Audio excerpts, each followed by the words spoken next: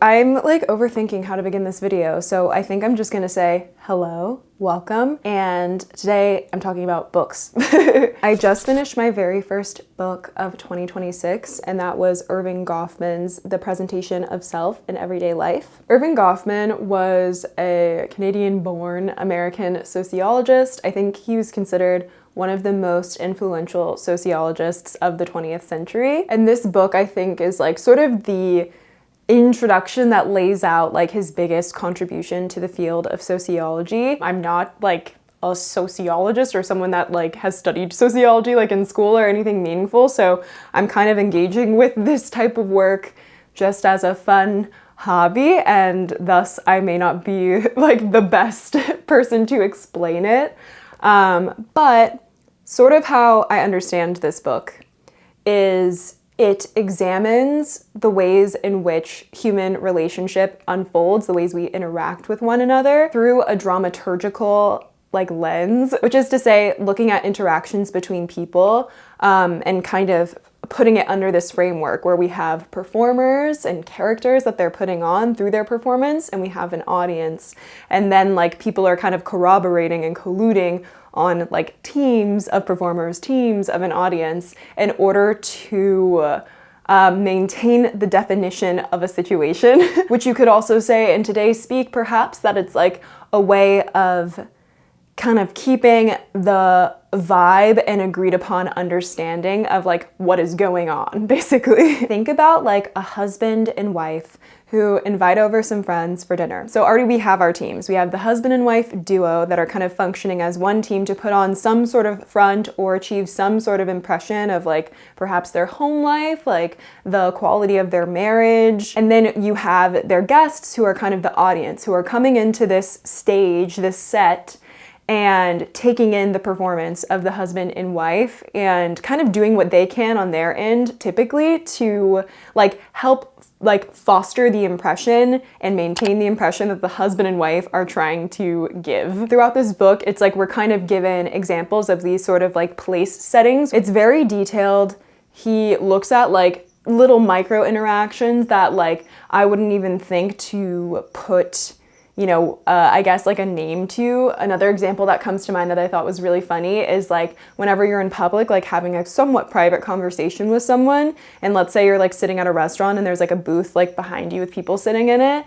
There's something that like we all do in this moment where it's like the people in the booth sitting behind you are kind of acting like, yeah, we can't hear you, we don't know what you're saying, even though they can overhear you, like, but they're giving this impression so that you can continue your like performance, and you as the performer are like, yeah, I know you're not eavesdropping, so I can still talk about these like private things. Also in this book, something I think is interesting is that Goffman doesn't necessarily seem to be arguing that there is like some soul, like core person that we truly are when we like take off this mask. And more so, he seems to be saying that our concept of self is constantly affected by and changing based on like the environment we're in, based on the setting that we're in, based at the stage, whether we're in the front or the backstage, like who the audience is, who our team is, and in that way there's no sort of like fixed self. And something about that is honestly really eerie to me, but it's also very interesting. And anyway, very dense academic text.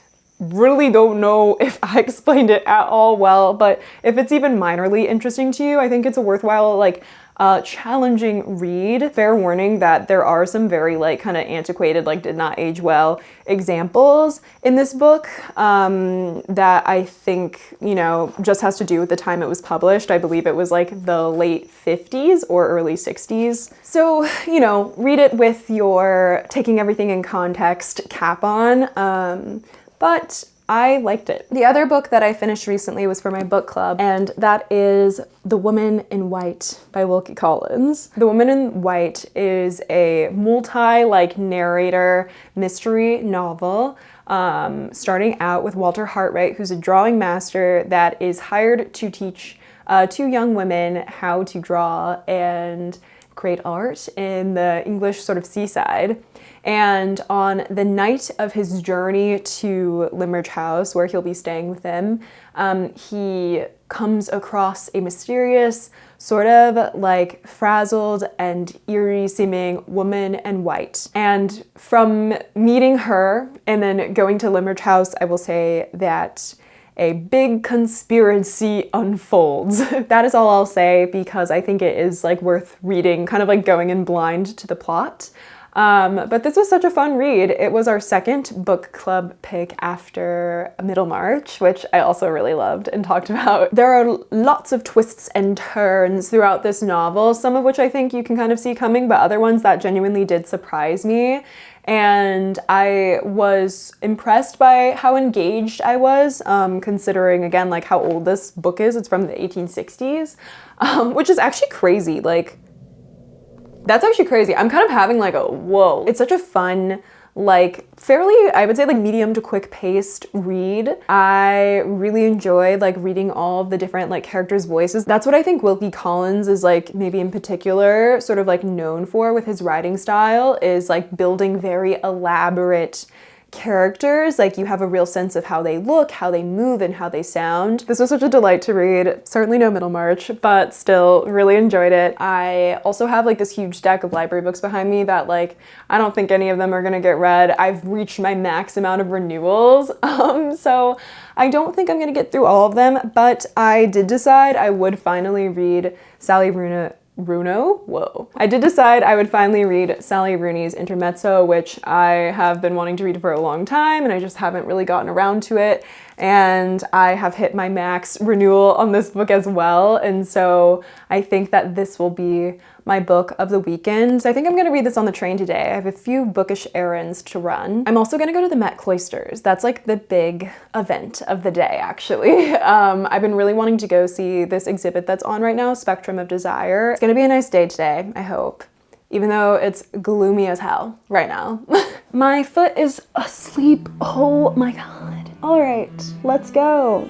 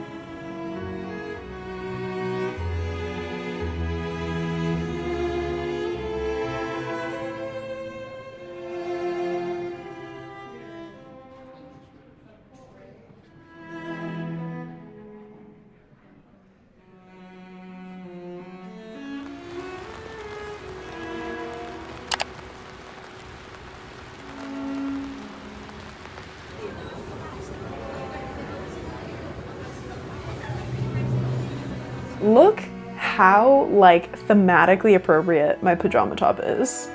I'm like really proud of this, and I didn't even plan it. It's just who I am.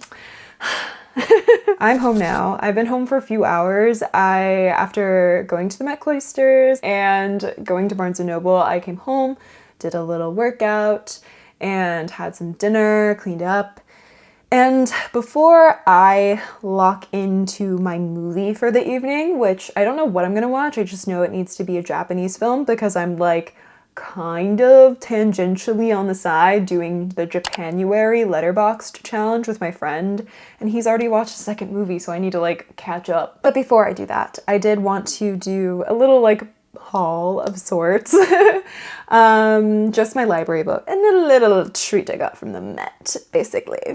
Now, I've never read this book, and it is like 40 years old, give or take, a couple years, so I think that I'm very curious to see how it maps onto today, like with developments in technology, the ubiquity of a lot of like the media that we consume. But I think that the central like thesis is essentially that like television has kind of reshaped how we engage with media maybe more broadly, and we kind of view things through a lens of like, basically, is this entertaining me, rather than using our critical thinking skills. And this has like very big implications for like things like politics and social policy. I think this book also maybe argues a little bit about the kind of instant gratification nature of this type of content consumption, and how that also kind of diminishes our ability to engage with things that are more like complex, that require us to like sit with things more, to think more deeply, to have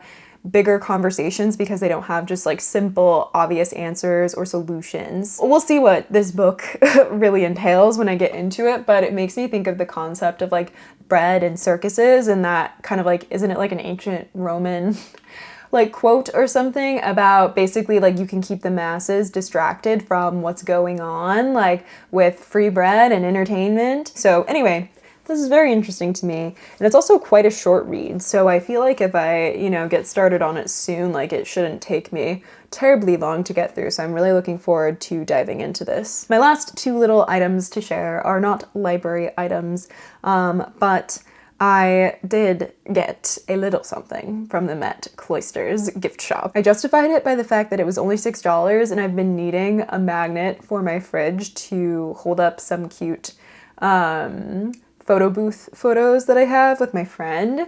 So this is my new magnet. It's so cute. Did I see this at all in the Met Cloisters Museum? No. So this is not my truth, but I think it's so cute. And then the last thing I got is War and Peace. This is a 1,215 page book for my book club this year. We are using the Richard Pevear and Larissa Volokonsky translation, which our book club leader, originator, he did some research and said that this would be probably the more true to Tolstoy translation. And a book club voted on it, so we chose this. But also, when I was buying the book at Barnes & Noble, the girl who was checking me out said that like this was a really great translation, and they're just like really great translators for Russian literature across the board. So that is all making me feel very good about this extremely dense book, and I'm very curious and excited. I never have really read any Russian literature, certainly not like a classic. And I really don't have any like previous impression of this. This is probably going to become my whole personality this year. Sorry if things shifted a little bit. I was about to offload all this footage, and then I forgot that I did not talk at all about Intermezzo, which I have been reading today. I am on page 62, so I don't know, maybe like, oh God, I cannot do percentages. Is that like 10, 15? Hold on, actually I'm curious. I'm gonna do like the formula for percentages. Hold on. Okay, yeah. Sorry. I am like 13% of the way through this book.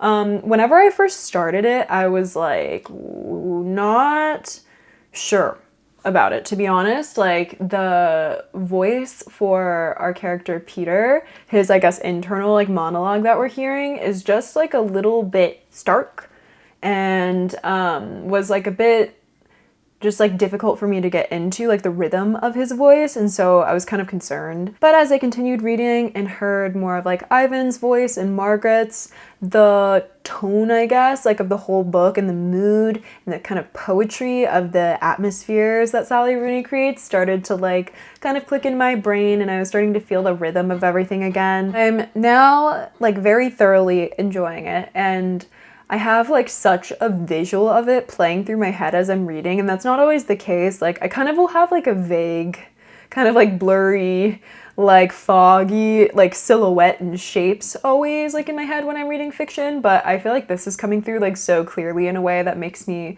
like, as someone who has no experience with any of this, be like, I want to like make this into a show. Like I'm definitely excited to continue reading this, and I think I'm gonna really end up liking it. I don't know if it'll be, I kind of doubt it'll be like a 5-star book for me, but I can imagine myself rating it quite highly.